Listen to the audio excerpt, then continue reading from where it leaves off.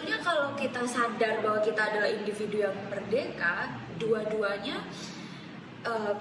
tahu bahwa dua-duanya tuh punya kebebasan berekspresi dan kebebasan menyampaikan gagasan gitu. Sekaligus dua-duanya menyadari bahwa lawan bicaramu itu sebetulnya bukan untuk ditaklukkan gitu. Teman bicara ya, bukan lawan bicara ya. Teman bicara itu ya diajak ngomong gitu.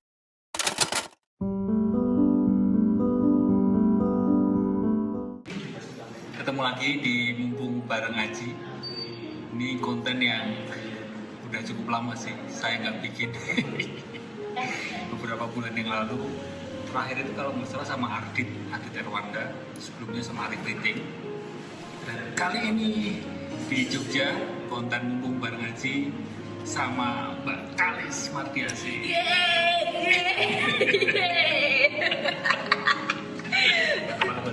Baik, alhamdulillah. Sehat. Sehat dong, sehat selalu.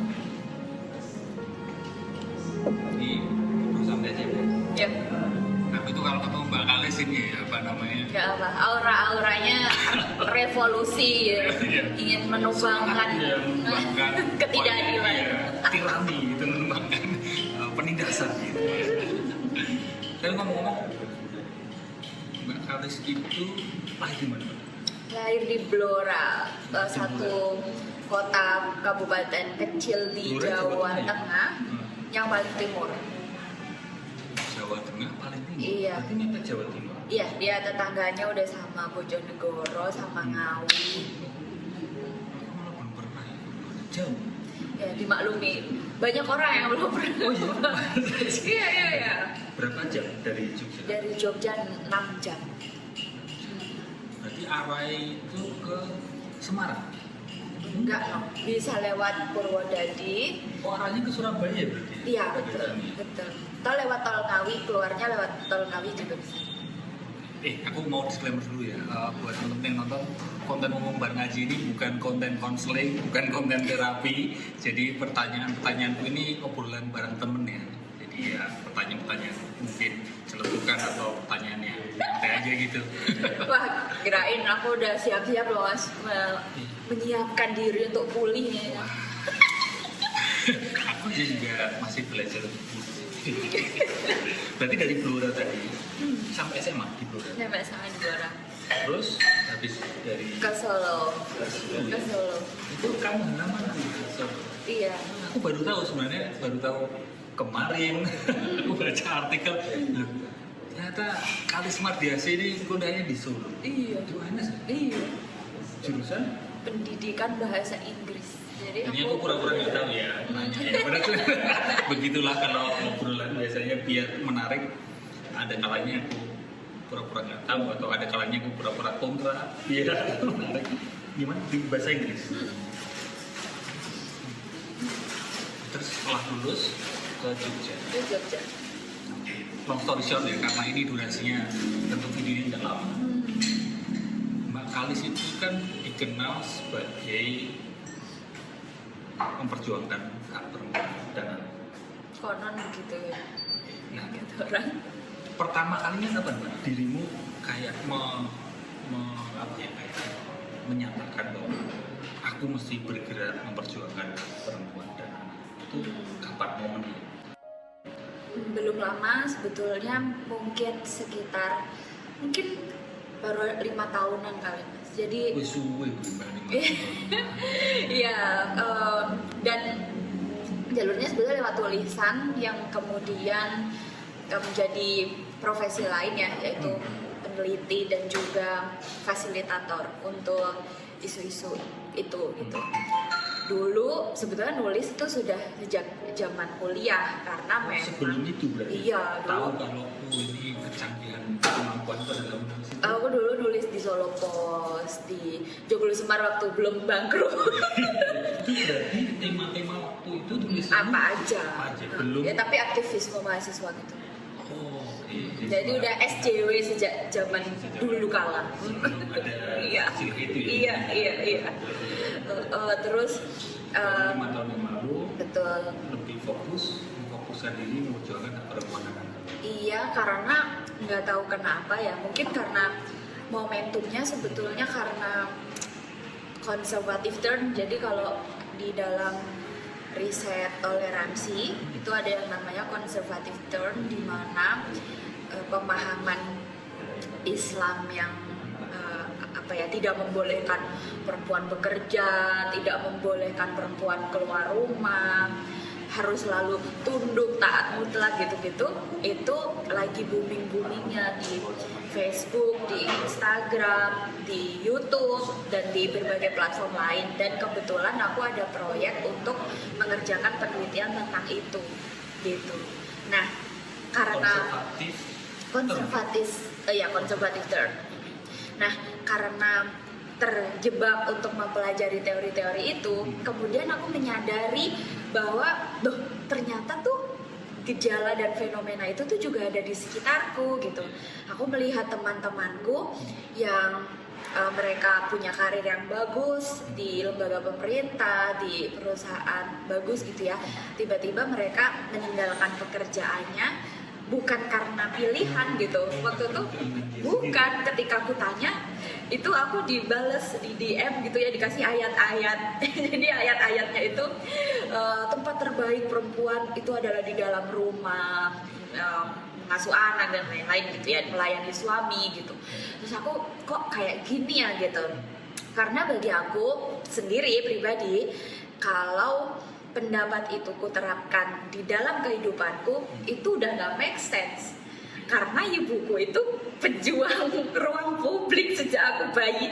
Kalau ibuku gak kerja, kalau ibuku hanya dalam tanda kutip mendefinisikan memuliakan diri sendiri itu adalah menjaga diri, menjadi pajangan suami, ya aku gak makan sekeluarga gitu kan.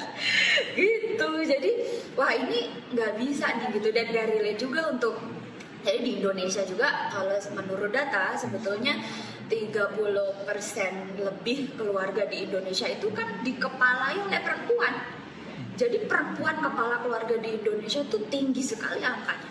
Bayangkan kalau yang perempuan kepala keluarga ini nggak boleh kemana-mana gitu kan, gimana jadinya kehidupan ini gitu. Nah, gara-gara situ terus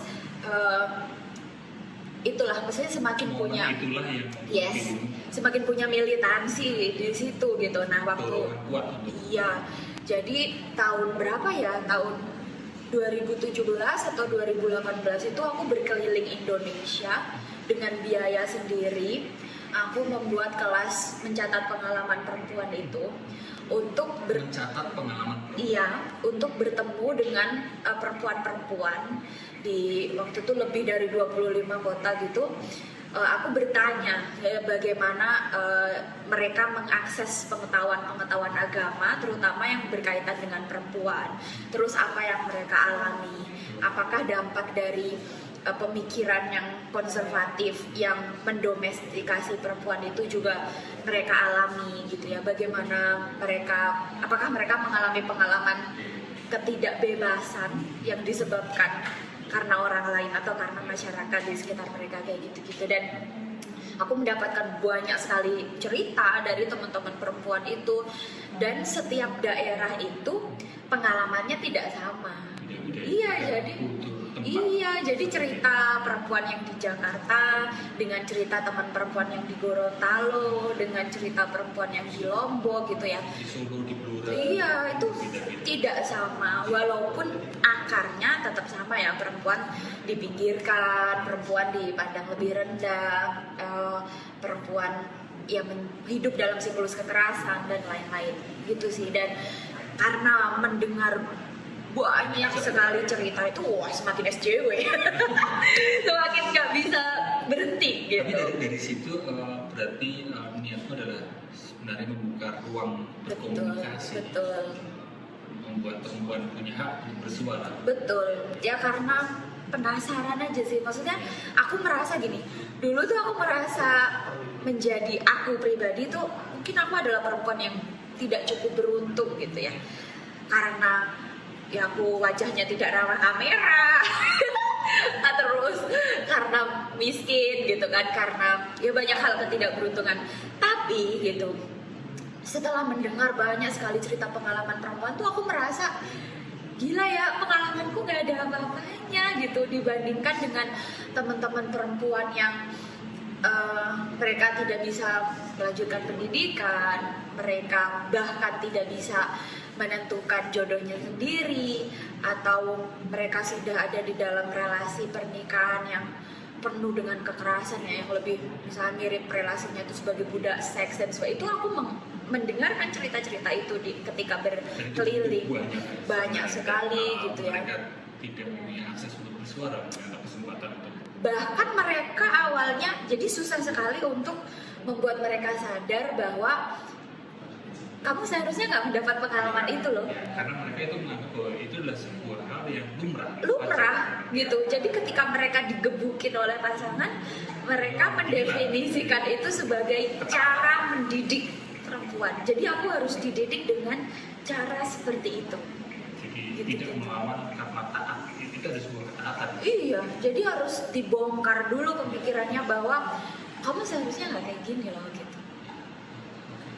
Nah, dengan adanya pemangkasan atau bahkan kayak apa istilahnya Pak, hak perempuan itu tidak diberikan, kebebasan perempuan itu diberikan, itu akan berdampak ke relasi tadi pacaran atau pernikahan. Jadi relasi yang tidak sehat dan tidak setara.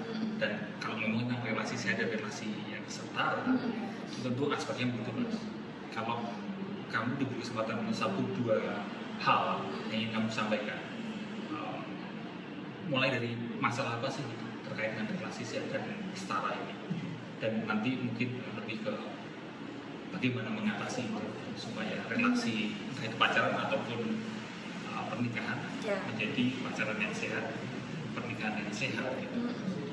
Ya banyak perempuan ya terutama atau juga laki-lakinya gitu memasuki relasi pernikahan itu bukan dengan pandangan bahwa kamu adalah manusia yang setara. Misalnya banyak kok teman-teman perempuan yang masih memasuki lembaga pernikahan karena ingin dinafkahi. Bahkan karena ingin dididik, karena ingin diatur gitu. Aku nikah biar ada yang ngatur, aku nikah biar ada yang didik gitu kan. Itu kan ini ya kayak memposisikan diri. Iya maksudnya kan kamu disekolahin orang tua dari kecil, sekolah S1, S2 gitu kan. Memangnya aku nggak bisa mikir sendiri gitu kan. Tapi tiba-tiba masuk lembaga pernikahan tuh aku mau dididik, aku mau diatur loh. Kemarin-kemarin kamu nggak mendidik dirimu sendiri apa gitu. Kemarin-kemarin kamu hidup nggak jalan sendiri kan? Gitu loh. Jadi kenapa gitu? Kemarin kamu manusia yang mandiri, ketika masuk lembaga pernikahan tiba-tiba kamu manusia yang tidak berdaya. Butuh ada orang yang mengarahkan diri. Betul. Tapi dari sisi laki-laki juga ada sisi yang kayak hero gitu kan. Akulah yang calon kepala keluarga gitu. Aku calon pemimpin. Yang tahu arahnya. Gitu. Iya.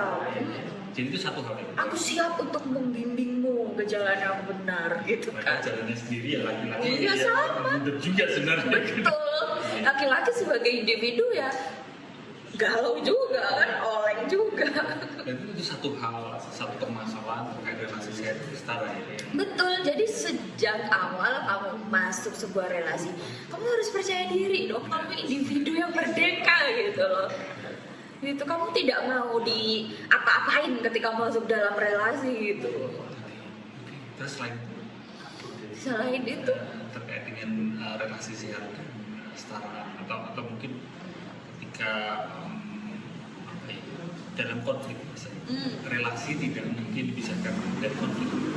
How to solve the conflict atau caranya untuk menyikapi konflik ketika kita bicara relasi yang sehat setara.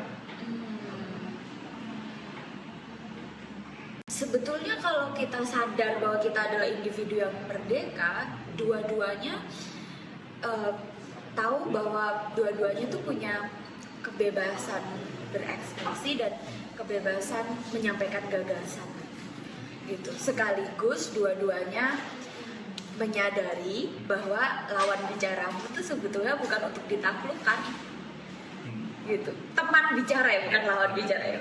Teman bicara itu ya diajak ngomong. Gitu. Termasuk dalam ini ada pasangan. Kita pasangan Pacar gitu. atau suami atau istri itu bukanlah seseorang yang Iya. ditaklukkan tapi Kadang-kadang kan kita ketika ini lagi aku juga masih kayak gitu kok. Jadi ketika baru ada konflik gitu kan, itu aku udah siap-siap. Agus nih mau ngomong apa nih?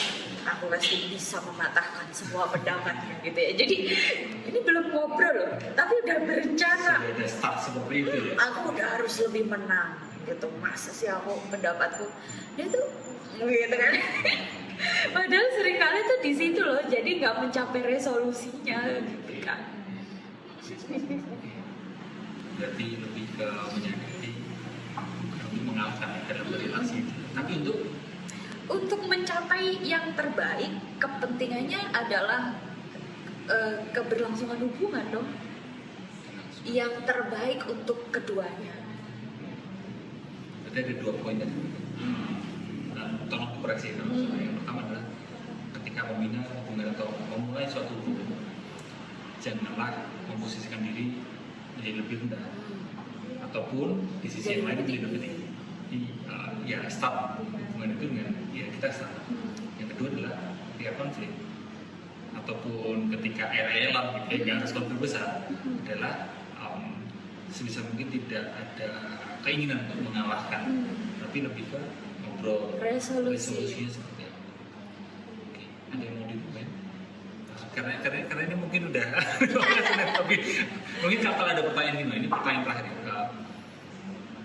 Terkait dengan memperjuangkan hak perempuan dan anak, terus relasi yang setara gender, itu kan itu sangat luas. Tapi kalau kamu diberi kesempatan satu aja yang ingin kamu suarakan itu lantang, terutama mungkin di akhir-akhir ini, apakah? Banyak banget ya. Aduh, banyak banget masalahnya. Tapi satu yang mungkin cukup sering atau ini hal yang mendasar banget. Ya, Karena ini ya beberapa hari yang lalu ini mungkin bisa jadi bridging untuk kamu ya. Beberapa hari yang lalu aku juga melihat di Twitter ada sebagian pihak yang merasa bahwa sebenarnya kesetaraan gender itu ya udah ada gitu. Iya kan, ada pihak-pihak yang seperti itu ya. Terus mereka beranggapan bahwa sebenarnya tidak perlu diomongkan, tidak perlu dipikirkan. Gitu. ya terkadang ya karena tidak mengalami ya, karena yang nge-tweet itu juga laki-laki kan. Iya, berarti baca juga dia kayak. Iya, yang nge-tweet itu juga laki-laki sehingga dia mungkin melihat oh perempuan semua bisa sekolah kok sekarang gitu, dia nggak lihat data. Terus perempuan semuanya bisa bekerja kok, dia juga pasti nggak mempelajari. Iya, data tentang itu. Iya, bahkan kalau misal kita pengalaman sebagai perempuan yang sangat personal ya, bahkan perempuan itu sebetulnya ketika mau menyampaikan pendapat aja ya di dalam kultur keluarga yang kelihatannya katakanlah setara gitu, kita aja masih pasti mikir loh kayak menyampaikan gimana ya etika biar nggak dipandang terlalu nyolot, gimana ya biar nggak dipandang sebagai perempuan yang terlalu melawan. Jadi untuk menempatkan diri aja itu kalau perempuan harus pakai unggah-ungguhnya gitu agar tidak terlihat sebagai pemberontak dan lain-lain kayak gitu kalau perempuan yang mengalami. Tapi laki-laki yang tidak mengalami tentu saja sulit sih menempatkan terjebak dalam asumsi laki-laki, ibu laki-laki gitu kan. Terus apa satu hal mendasar yang kamu sebenarnya ini cukup sering menjadi keresahan? Mungkin kekerasan terhadap tubuh perempuan dulu sih yang harus kita benar-benar concern di situ ya, karena ya tubuh yang penuh kekerasan, tubuh yang apa ya bahasanya mas yang tidak pulih ya, mengalami banyak kesakitan itu dia nggak bisa mikir dengan baik ya.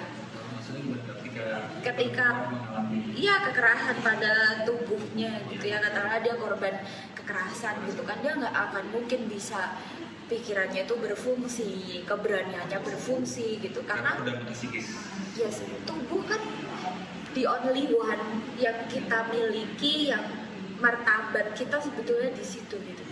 Tubuh itu sesuatu yang sangat privasi, yang kalau kita sudah kehilangan rasa aman dan kemerdekaan akan tubuh kita sendiri, kita udah nggak punya apa-apa lagi, nggak ada hal lain lagi yang kita miliki sebetulnya.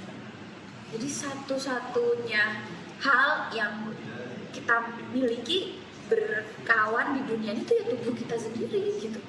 Kalau tubuh kita udah diintervensi oleh orang lain, tidak bebas, mendapat kekerasan, kurasa kita nggak bisa sih hal-hal lain untuk mengharapkan dia bebas secara intelektual, dia bebas secara sikap dan tindakan, nggak bisa.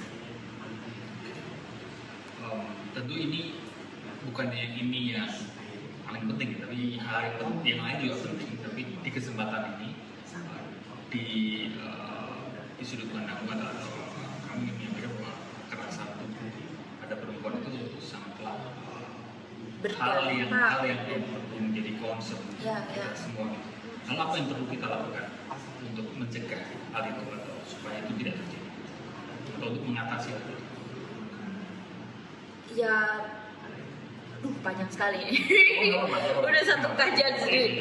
Ya, masyarakat tuh menganggap kan tubuh perempuan itu adalah ya kalau dari dongeng-dongeng yang sejarahnya gitu ya, tubuh perempuan itu sumber fitnah, sumber kerusakan gitu.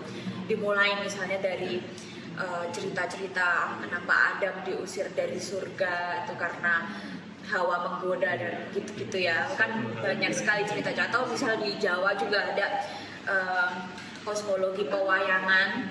Biasanya tuh ada hero-nya gitu, pahlawannya, terus ketemu misalnya Dewi siapa ada di hutan gitu, terus tergoda gitu ya, terus dia kemudian menjadi kera hitam, Subali Sugriwo kan ceritanya kayak gitu ya. Jadi banyak banyak sekali. Kan yang belum lama terjadi juga ya penganiayaan itu pun juga ada yang mungkin narasinya ini betul. Ini terbukti loh gitu ya. Padahal itu ya laki-laki gitu yang melakukan kekerasan, tapi yang dianggap sebagai sumber dosa itu adalah perempuan. Ya itu stigma. Oleh karena itu tubuh perempuan kemudian harus didisiplinkan. Tubuh perempuan harus diatur, harus dibuat turun gitu ya. Cara-caranya banyak ya, dengan pakaian yang diinginkan masyarakat, dengan tindak tanduk yang diinginkan masyarakat, harus jalan dengan cara seperti apa, ngomong dengan cara seperti apa, ke mana-mana di ruang publik harus dengan cara seperti apa gitu. Itu sebetulnya semua sumbernya adalah upaya mengontrol atau mendisiplinkan tubuh perempuan, karena ada kepercayaan bahwa perempuan yang tidak diatur itu membuat seisi dunia rusak dan tidak terkontrol gitu.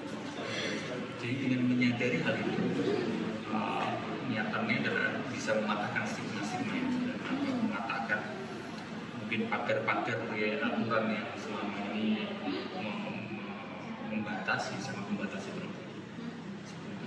Padahal kita makhluk yang tidak berbahaya loh, yang penuh kasih sayang.